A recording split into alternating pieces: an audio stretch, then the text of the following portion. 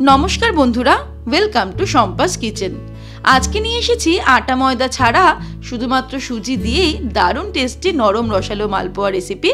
এই পদ্ধতিতে মালপোয়া তৈরি করলে তৈরিও হবে খুব সহজে আর স্বাদেও হবে সেরা।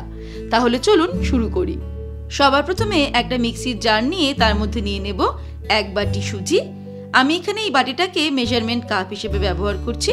আপনারা যে কোনো বাটি বা গ্লাস মেজারমেন্ট কাপ হিসেবে ব্যবহার করতে পারেন। এর মধ্যে অ্যাড করে দেব ওই একই বাটির 3 ভাগের 1 ভাগ চিনি, অর্থাৎ 1/3 বাটি চিনি দিয়ে দিলাম। এবার এই মিক্সি জারে ঢাকনাটা আটকে চিনি আর সুজি মিহি করে গুঁড়ো করে নেব।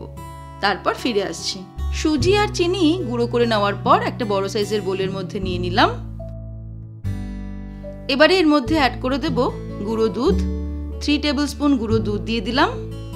কিছুটা পরিমাণ কাজু বাদাম আমি কুচিয়ে নিয়েছি, সেটাও এর মধ্যে দিয়ে দিলাম। সামান্য পরিমাণে মৌরি 1/2 টিস্পুন মতন হাতের পাতায় নিয়ে ভালো করে ডলে এর মধ্যে অ্যাড করে দেব।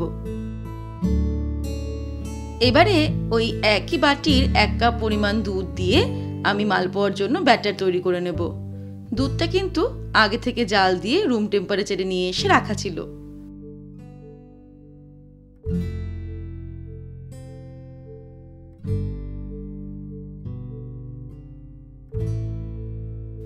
ভালো করে একটা উইক্স দিয়ে আমি ব্যাটারটাকে তৈরি করে নিলাম। ব্যাটারটা তৈরি হয়ে গেলে খুব ভালো করে আমাদেরকে ফেটিয়ে নিতে হবে। যত ভালো ফেটানো হবে মালপোয়াগুলো ততটাই ফুলবে ভালো। ভালো করে ব্যাটারটাকে ফেটিয়ে নিয়েছি। এবার এটাকে আমি 10 মিনিট ঢাকা দিয়ে রেখে দেব। তারপর চলে যাব পরের স্টেপে।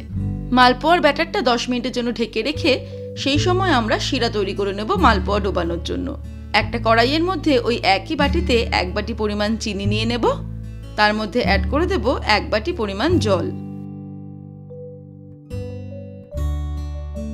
এবারে হাই ফ্লেমে এটাকে আমি গরম করতে শুরু করব।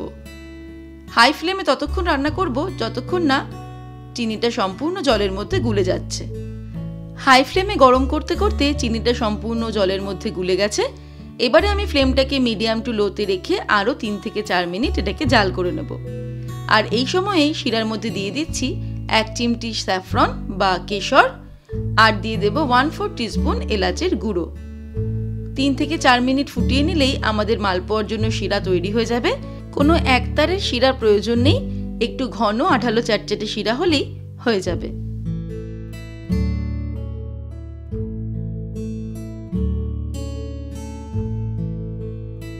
তিন 4 মিনিট শিরাটাকে ফুটিয়ে নেওয়ার পর এবার ওভেনটাকে অফ করে দেব আর এই শিরাটা অন্য একটা পাত্রে নিয়ে নেব।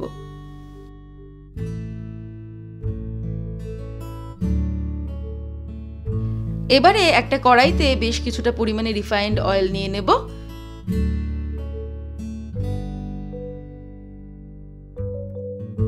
তেল গরম হতে হতে মালপোয়ার ব্যাটারটাও আবারও ভালো করে ফেটিয়ে নিতে হবে। 10 মিনিট হয়ে যাওয়ার পর মালপোয়ার ব্যাটারটা কিন্তু বেশ খানিকটা ঘন হয়ে গেছে, আগের মতো আর অতটা পাতলা নেই, যেহেতু সুজিটা ফুলে উঠেছে। হাতা দিয়ে আমি এটাকে আবারও ভালো করে ফেটিয়ে নিচ্ছি। তেলটা ভালো মতো গরম হয়ে গেলে ফ্লেমটাকে মিডিয়াম টু লোতে করে এর মধ্যে হাতা দিয়ে মালপোয়াগুলো ছেড়ে দেব। একটা হাতা দিয়ে মালপোয়াগুলো ছাড়লে কিন্তু প্রত্যেকটা মালপোয়াই প্রায় একই সাইজের হবে।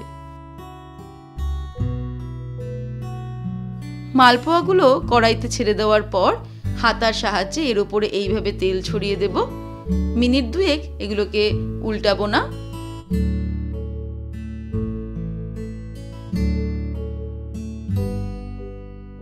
তারপর 2 মিনিট হয়ে গেলে এটাকে উল্টে দেব। তারপর উল্টে পাল্টে লো টু মিডিয়াম ফ্লেমেই মালপোয়াগুলোকে ফ্রাই করে নেব। মালপোয়াগুলো ব্রাউন কালারের ভাজা হয়ে গেলে এগুলো তেল থেকে ছেঁকে তুলে নেব। তারপর ডুবিয়ে দেব রসের মধ্যে।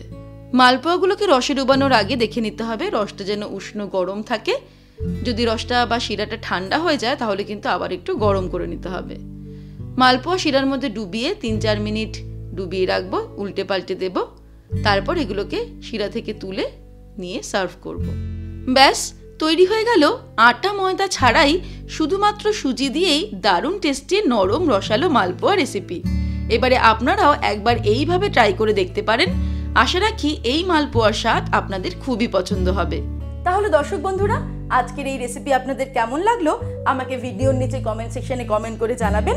ভালো লাগলে লাইক করার অনুরোধ রইল, আর বন্ধুদের সঙ্গে কিন্তু অবশ্যই শেয়ার করুন। ভালো থাকবেন, সুস্থ থাকবেন। আমি আবার হাজির হব নতুন নতুন রেসিপির সঙ্গে। নমস্কার।